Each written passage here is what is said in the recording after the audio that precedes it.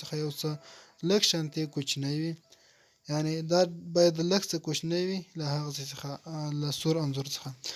چې کله دا جوړ شو څخه تاسو د سور انځور کټ کړئ تر څو چې د سور انځور ختمیږي خړ انځور باید شروع شي. په دې ډول باید تاسو جوړ کړئ لکه څه ډول تاسو ته ښکاري ګورئ په دې ډول. اوس به تاسو راشئ دې سره به یو کرسر به د پاسه راواخلئ، یو موس نشان دا باید تاسو په خپل موبایل کې یو جوړ کړئ که څنګه چې ما جوړ کړی دا به تاسو راوړئ او دلته به ولګوئ. ورسره خوا کې چې کوم د کی اپشن ښکاري دغه په دې باندې به کلیک وکړئ، ویډیو ته به لږ حرکت ورکړئ او دلته به د پلس نشان راځي په دې باندې به کلیک وکړئ او تاسو به دا موس په خپل لاس باندې داسې راوړئ او دلته به ودروئ. وروسته به کی اپشن پسې ووهئ، دا به په دې ډول متحرک ډول راشي. ګورئ ملګرو دا په دې ډول سره جوړ شي. دا چې کله جوړ شو تاسو په دا ډېر دقیق ډول برابروئ. زه خو ریکارډینګ کوم تاسو ته دقیق نشم ښودلی خو بیا ویډیو ډېره غټیږي، خو به دا د ملګرو دا جوړ شو. اوس به تاسو د دې څخه اضافي موس کټ کړئ کرسر، دا به هم دومره پاتې شي. دا به تاسو ډېر په دقیق سره چې څنګه سور انځور ختمیږي خړ شروع کېږي په دې ډول باید هلته کلیک وشي. دا جوړ شو. اوس په دې سره تاسو یو د ګنټۍ نښان ولګوئ. ما سره مالټي لینک کیبورډ دی، په دې کې دلته ګنټۍ نښان په سټیکر وکښته. که تاسو سره نه وي نو تاسو سره دا کیبورډ نه وي نو تاسو لاړ شئ د واتساپ او تلیګرام په سټیکرو کې دا ډول ګنټۍ نښان راوړئ او دلته یې ورسره ولګوئ. چې کله مو دا ولګوه اوس به تاسو د پاسه هماغه کرسر بیا راواخلئ او دلته به یې ولګوئ. په خپل لاس باندې به دا تاسو دلته راوړئ. کله مو چې دلته دا ولګوه په دې ډول سره دلته به تاسو به د کی اپشن باندې کلیک وکړئ، دلته ویډیو ته حرکت ورکړئ او دلته د پلس نشان ووهئ او دلته چې کله مو ودروه بیا ورپسې کی اپشن دوباره ووهئ، دا به تاسو متحرک به راشي. دا جوړ شو ملګرو. تاسو به دا په ډېر دقت سره ګورئ او دا به جوړوئ. ملګرو تاسو وینئ دغه جوړ شو. اوس به تاسو راشئ دلته به ورسره دوه د علامې یا دوه قوسونه نیمه قوسونه چې کوم دي دا به راوړئ او دلته به ورسره په خوا کې ولګوئ او دلته به ورته زیړ یا یلو رنګ انتخاب کړئ.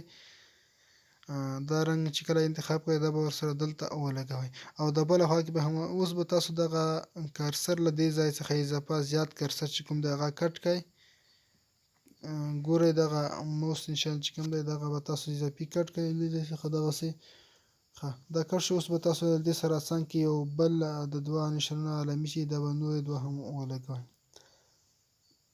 زه به دا دوی نورې هم ولګوم دې خوا ته، دا به هم ورسره خوا کې تاسو ولګوئ چې هلته د اواز په بڼه راځي. وروسته به ورسره میوزیک ساوند هم لګوو. دا جوړ شو ملګرو. تاسو وینئ چې دې ځای کې چې څنګه موس رسیږي باید همالته هغه دوه نښې راشي په دې ډول سره. اوس به تاسو د اضافي بیکګراوند کټ کړئ. اوس زه ملګرو راځم ګورم چې څه ډول شو. ګورئ سور او په دې ډول کې لږ څه دا به هم زه جوړ کړم. اوس د کرسر به لږ دې خوا ته راوړم. ملګرو دا تر دې ځایه جوړ شو.